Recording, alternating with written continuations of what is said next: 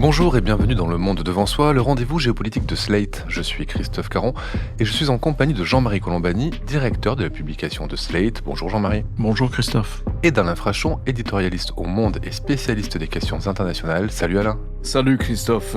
50 milliards de dollars, les 27 se sont accordés sur l'aide que l'Union européenne versera à l'Ukraine. 50 milliards dont 33 de prêts et 17 de dons à Kiev. Une aide jusqu'ici bloquée par la Hongrie, son Premier ministre ne voulant pas se mettre en porte-à-faux avec son ami Vladimir Poutine. Mais Viktor Orban a cédé grâce aux garanties qu'il aurait reçues, dit-il, de la part de l'Union. L'argent hongrois ne sera pas versé à Kiev.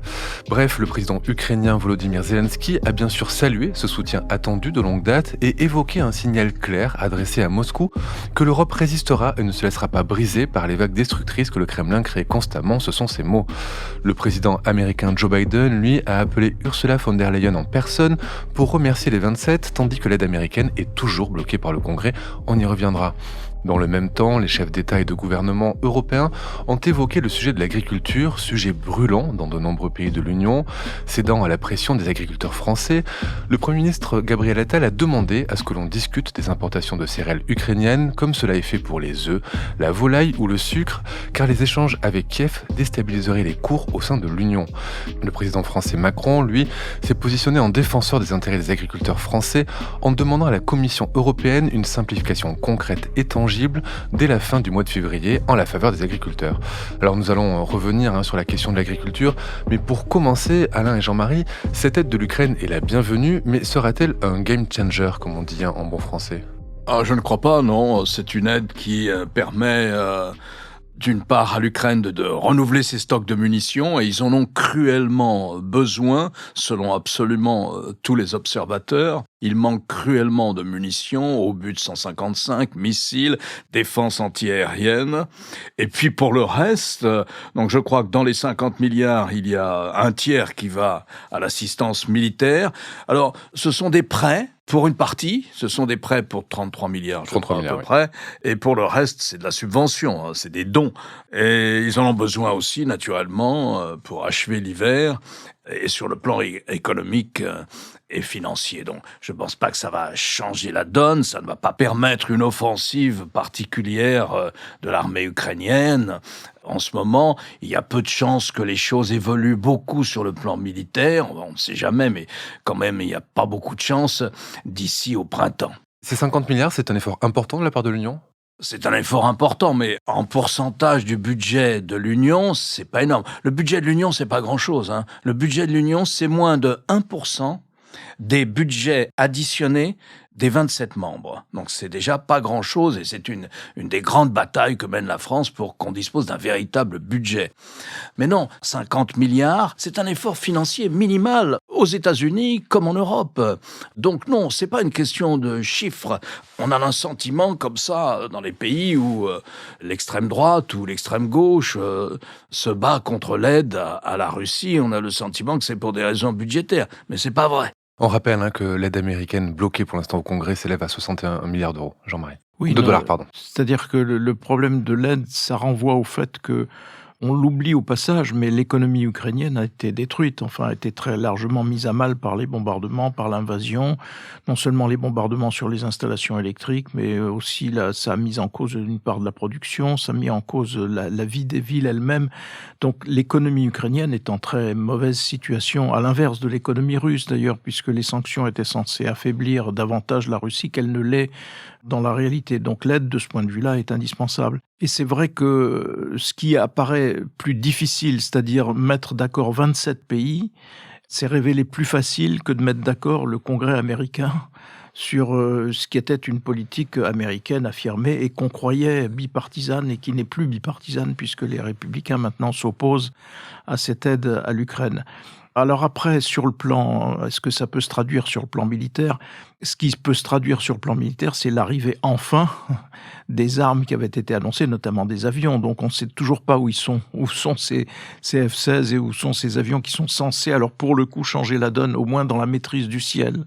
Et en attendant, pour compenser cela, si j'ose dire, les Ukrainiens continuent à détruire la flotte russe en mer Noire. Et ça entre en ligne de compte parce que c'est ce qui aura permis d'abord de repousser les installations militaires russes sur la mer Noire, qui ont quitté Sébastopol pour la terre ferme, la terre continentale en tout cas, et ce qui a permis aussi de libérer un chemin pour l'exportation des céréales ukrainiennes, avec évidemment la caution, pour le coup, cette fois aussi, de la Turquie. Après, la symbolique est évidemment très forte parce que le fait que les 27 tiennent le choc, continuent d'être solidaires, continuent de poser un front uni à un Vladimir Poutine dont l'ambition reste de contribuer à la défaisance de l'Union européenne, c'est pour les Européens une victoire symbolique forte. Et le cas Orban, j'allais dire, est marginal parce que... Oui, mais un veto d'Orban aurait pu empêcher cette aide. Bien sûr, alors, le veto d'Orban empêchait cela. Simplement, Viktor Orban, maintenant, est passé maître dans l'art de... Il a besoin lui-même de l'argent européen. Il ne peut pas vivre sans l'argent européen. Donc il sait que cet argent européen serait mis en cause pour la Hongrie, serait mis en cause s'il était décidément hors du chemin. Donc il ne peut pas être complètement hors du chemin. Donc il y a un petit jeu de chantage habituel qui en général se résout par d'innombrables discussions et des concessions qui sont faites à Orban. Alors on ne sait pas de quelle nature elles sont faites, mais... Le président français a dit qu'aucun cadeau n'avait été fait à Orban. Enfin, peut-être que l'Europe sera moins vigilante sur un certain nombre de domaines où Viktor Orban a évidemment passé les bornes, notamment sur la presse, le contrôle de la presse, l'attitude vis-à-vis de l'opposition et aussi une bonne part des campagnes antisémites qu'il a ordonnées et qu'il faisait faire dans son propre pays. Mais je veux dire, en mettant vis-à-vis du reste de l'Europe, c'est un point d'appui pour Poutine incontestablement, mais c'est un point d'appui relatif parce que ça ne peut pas aller trop loin. Viktor Orban ne peut pas définitivement se dissocier de l'Union européenne, sauf à être en faillite. Et à ce moment-là, on serait dans un autre cas de figure. Les discussions entre l'Union et la Hongrie, elles ont été menées par Ursula von der Leyen, Charles Michel, Emmanuel Macron et Giorgia Meloni. Oui, Giorgia Meloni, parce qu'elle est évidemment proche, philosophiquement parlant, de Viktor Orban. En tout cas, dans sa campagne, elle avait énoncé beaucoup de choses qui peuvent leur être communs. Mais surtout, ce qu'il y a en cours, apparemment, ce sont des tractations entre Madame Meloni et Viktor Orban sur le post-élection européenne. Et donc, il serait question que Orban, avec le Fidesz, quitte le parti de droite auquel il appartient toujours et dans lequel il a toujours été maintenu, notamment avec l'appui des Allemands, pour un regroupement d'extrême droite dans lequel se trouverait Madame Meloni, mais différent d'un autre regroupement d'extrême droite, j'allais dire plus sérieux entre guillemets celui-là, parce que celui-là comporte l'AfD allemande, et dans ce regroupement où il y a l'AfD allemande, il y a aussi le Rassemblement national, et l'AfD c'est autre chose, c'est beaucoup plus sérieux si j'ose dire que d'autres extrêmes droites, parce que c'est vraiment un retour vers un passé sinistre qu'énonce ce parti. Et parce que pour résumer, au Parlement européen, il y a trois groupes à droite, il y a la droite parlementaire, le PPE. Le PPE qui est le dominant. Auquel appartient Orban. Au Parlement européen, auquel appartient Orban, qu'il quitterait pour un regroupement où il y a des partis, j'allais dire entre guillemets, populistes, protestataires, comme on voudra, mais qui n'est pas l'autre regroupement d'extrême droite, celui-là où figure l'AfD, et où figure aussi Salvini pour l'Italie, avec la Ligue du Nord, et le RN pour le moment, qui, je pense, doit commencer à réfléchir à l'endroit où il va s'arrimer.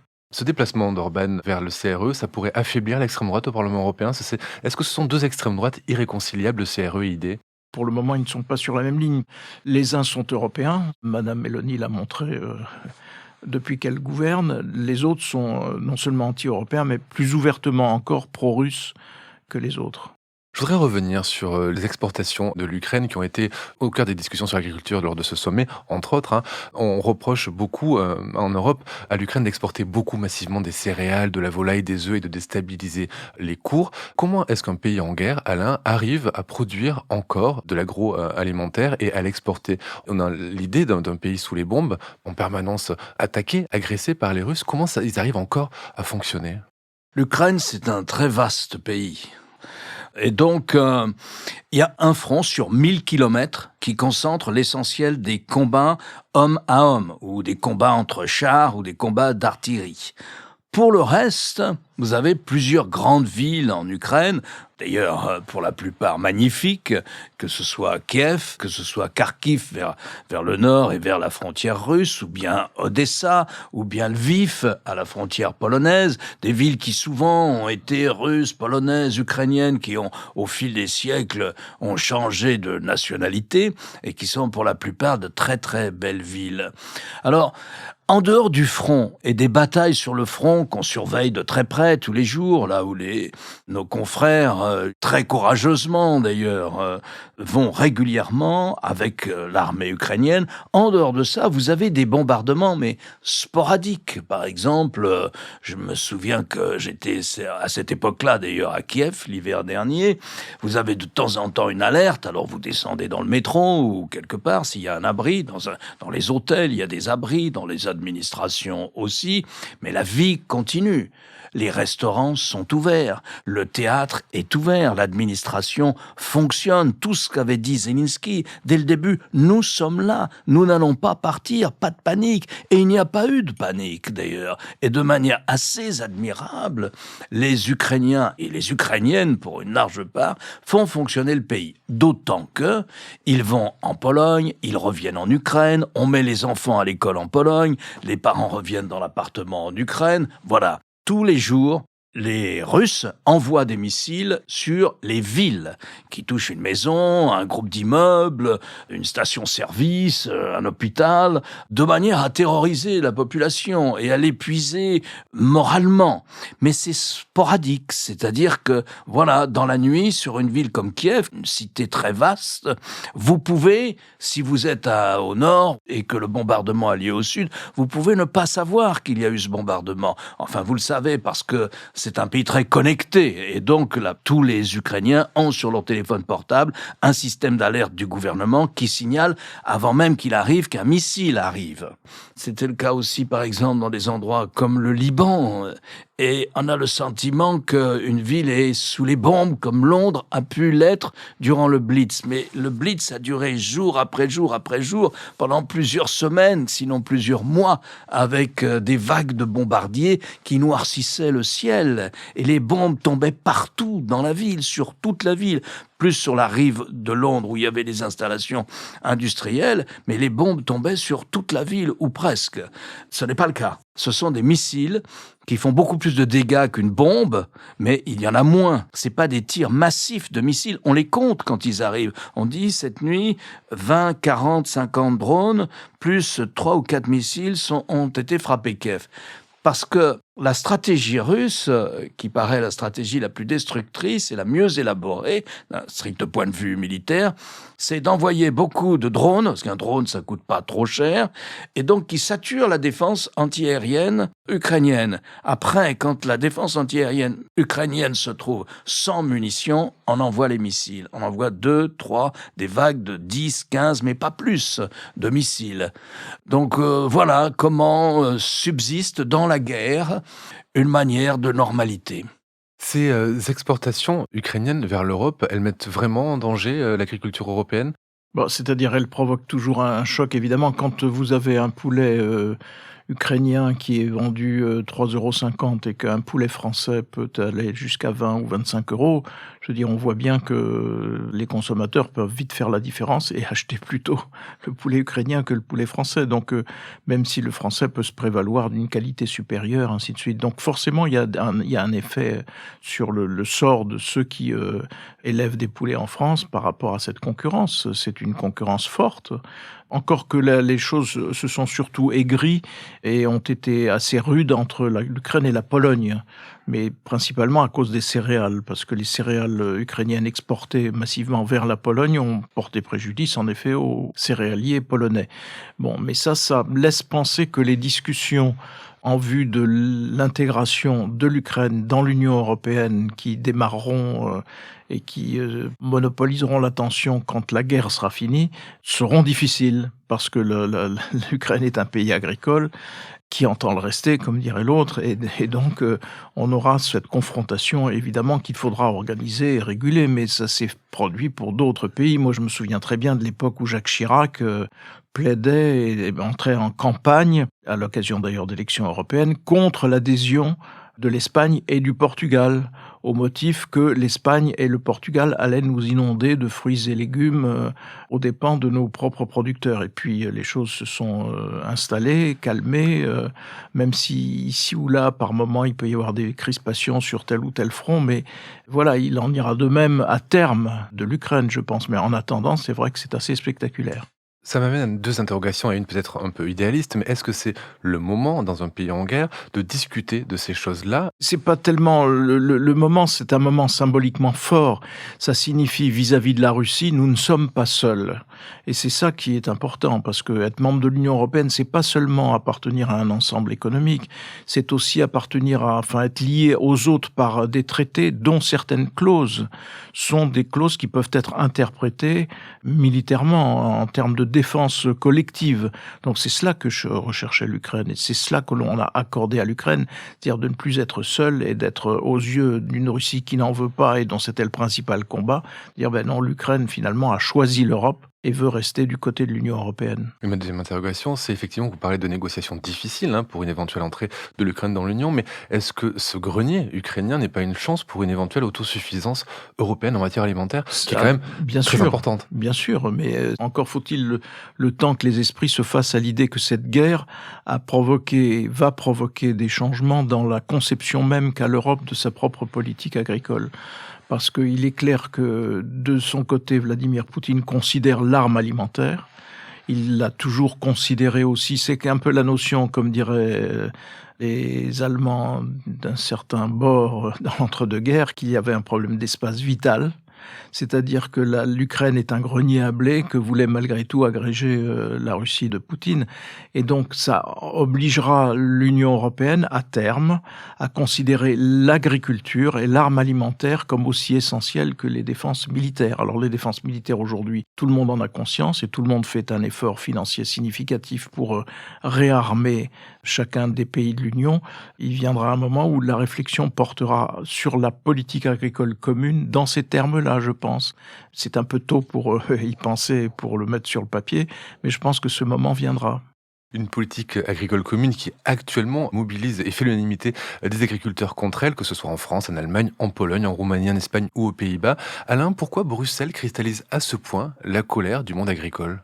Eh bien, parce que cette affaire est au cœur de deux grandes politiques qu'il faut mener simultanément. Et ça suppose un compromis pour trouver un équilibre. Pour retracer ce que disait Jean-Marie, vous avez eu chronologiquement, avant le Covid, l'Union européenne, les 27 de l'Union européenne, parce qu'on dit toujours c'est la Commission européenne, mais la Commission n'a rien décidé. Ce fameux plan vert, Green Deal en bon français, est certes a été pensé et proposé par la présidente de la Commission, mais elle a été adopté et amendé par les 27 membres de l'Union européenne, tous représentants de pays démocratiques. Ce Green Deal, le plan vert, c'est pas la Commission. Le plan vert, c'est les 27 gouvernements de l'Union européenne. Ce plan vert qui est critiqué pour les normes environnementales qu'il peut imposer aux agriculteurs. Ce que je vous expliquais, c'est que d'abord, ce fameux plan vert, dont aucune mesure n'est encore en application, notamment dans l'agriculture. Aucune mesure n'est encore en application. Bon, ce plan vert, il est par nature, si vous voulez, il porte des contraintes, pas seulement sur l'agriculture, mais sur l'ensemble des activités économiques. Et il porte des contraintes. Alors, il faut trouver... Et puis, après l'adoption de ce plan vert est venu le Covid. Et après le Covid est venue la guerre. Et donc, les préoccupations ont changé. Et l'insistance politique, si vous voulez, l'investissement politique a changé. Comme il y a eu le Covid, on s'est dit, oh là là, mais on peut pas dépendre à ce point de la Chine, notamment, pour un certain nombre de produits médicaux, pharmaceutiques de base. Comme la Chine ne nous veut pas forcément du bien sur le plan stratégique, nous sommes en concurrence, c'est d'ailleurs comme ça qu'on la présente dans les documents de l'Union européenne, un concurrent stratégique, eh bien, il faut avoir un minimum d'autonomie sur le plan médical. Eh bien, il en va de même avec l'agriculture, si vous voulez. Et donc, on s'est dit à la fois, aujourd'hui, l'effort principal, c'est pas la protection de l'environnement, c'est la défense nationale, ce qu'on appelle la sécurité au sens large, la défense nationale et un minimum d'autonomie stratégique dans un certain nombre de domaines clés, dont l'agriculture d'ailleurs, c'est pas simplement le sanitaire. Mais voilà, et donc il faut trouver un équilibre entre d'un côté notre philosophie qui est celle de l'Union européenne qui est très libre-échangiste, et puis la nécessité de protéger certains secteurs au nom de notre indépendance stratégique, au nom de la sécurité, de la défense, si vous voulez. Il faut trouver un équilibre. Et il faut trouver un équilibre entre la protection de l'environnement et puis les besoins de l'agriculture et les revenus de l'agriculture. Et là, c'est très compliqué. C'est deux dialectiques qui marchent comme ça parallèlement, mais c'est compliqué parce que on impose des contraintes aux agriculteurs du fait du plan vert, n'est-ce pas? Et puis, on dit, mais si on veut exporter davantage, si l'Union européenne veut exporter en Amérique latine, les latino-américains disent aux Européens, très bien, exportez vos voitures chez nous, vos ordinateurs, vos services, vos compagnies d'assurance, la grande distribution, tout ce que nous faisons, notamment les Français. Eh bien, en contrepartie, nous, on a des produits agricoles. Et donc, la variable d'ajustement, c'est l'agriculteur. Donc l'agriculteur, lui, il dit « moi, je ne m'y retrouve pas dedans ». D'où un certain nombre de dispositifs qui ont été adoptés, corrigés, rectifiés, mais qui sont des limites au libre-échange, qui relèvent d'un protectionnisme intelligent au niveau européen, mais il faut appeler les choses par leur nom. Et c'est sans arrêt ces compromis qu'il faut trouver entre le libre-échange et le protectionnisme, et on est dans une époque plutôt portée au protectionnisme, notamment les États-Unis, et puis entre la défense de l'environnement et ce qu'on demande aux agriculteurs. In fine, les agriculteurs sont les premiers intéressés par la défense de l'environnement, parce que c'est pas gratuit, les contraintes, si vous voulez.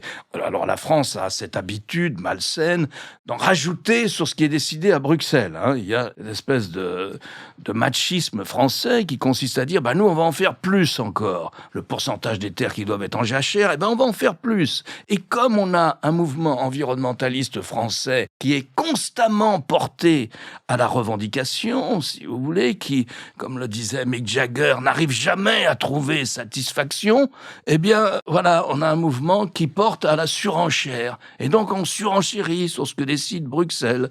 Alors tout ça, ça donne des compromis. On finit toujours par trouver des compromis parce que c'est le miracle de la démocratie et c'est le miracle de l'Union européenne. Mais naturellement, vous avez les partis qui en profitent. Et puis naturellement, le populisme s'engouffre là-dedans. Sans les 9 milliards d'euros que rapporte la politique agricole commune à la France, aux agriculteurs français, il n'y a pas d'agriculture française. La politique agricole commune, c'est un tiers du budget européen. Et qui n'importe pas, n'exporte pas. Les agriculteurs français exportent. Après, vous tombez sur un problème plus compliqué au niveau national, qui est le revenu des agriculteurs. Un agriculteur travaille en moyenne 80 à 100 heures par semaine. C'est pas rien. Pour un revenu moyen, pour les petites et moyennes surfaces de l'agriculture, inférieur au SMIC. Ça va pas. Un agriculteur français ne fait pas que produire de l'alimentation. Il entretient l'environnement. Il participe au maintien d'un paysage. Il est un élément clé, c'est vrai, de nos civilisations européennes et notamment en France. Pour ça, il n'y a pas de revenu. Il n'y a pas un revenu spécifique pour ça.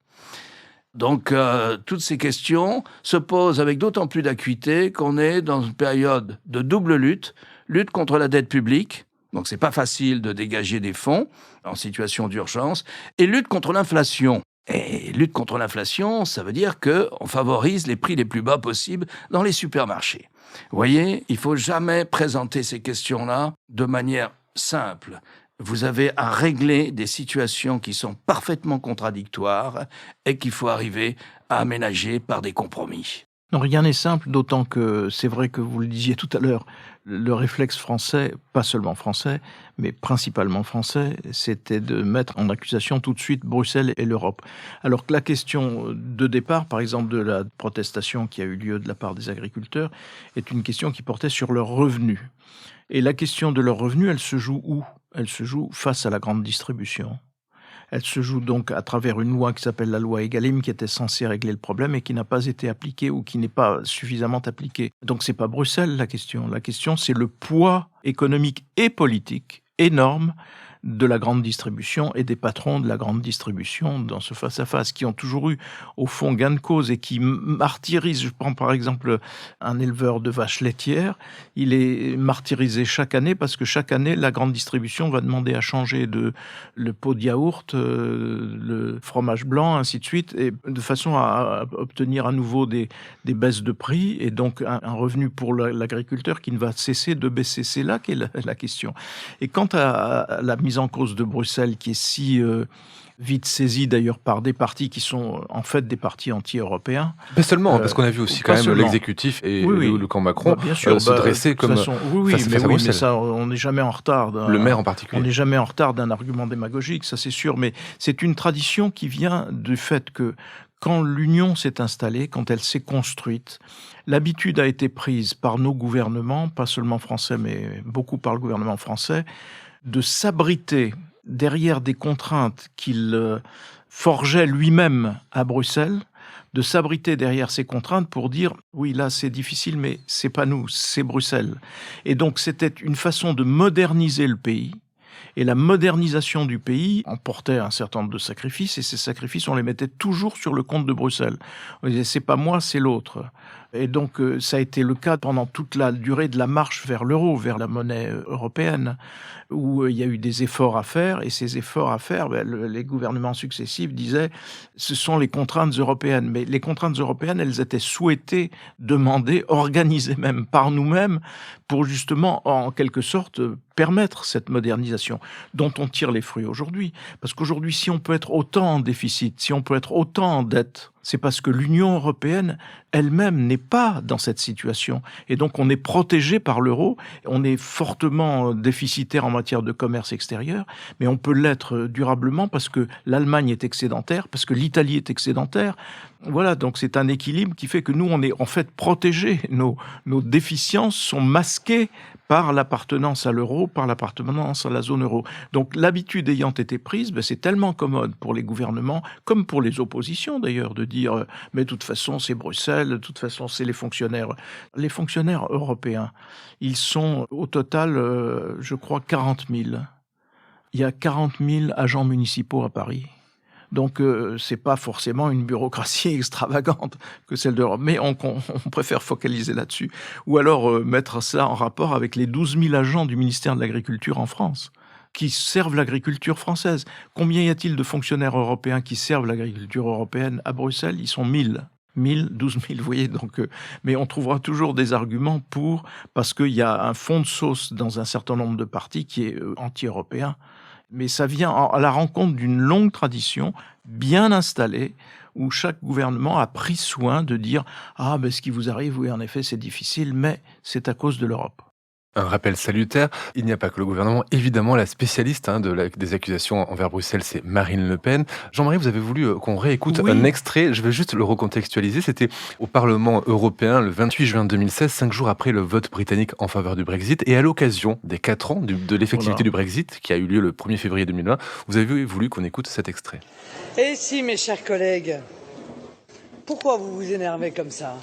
Regardez comme l'histoire est belle. Quand la liberté se joue des pouvoirs en place et triomphe porté par la volonté d'un peuple.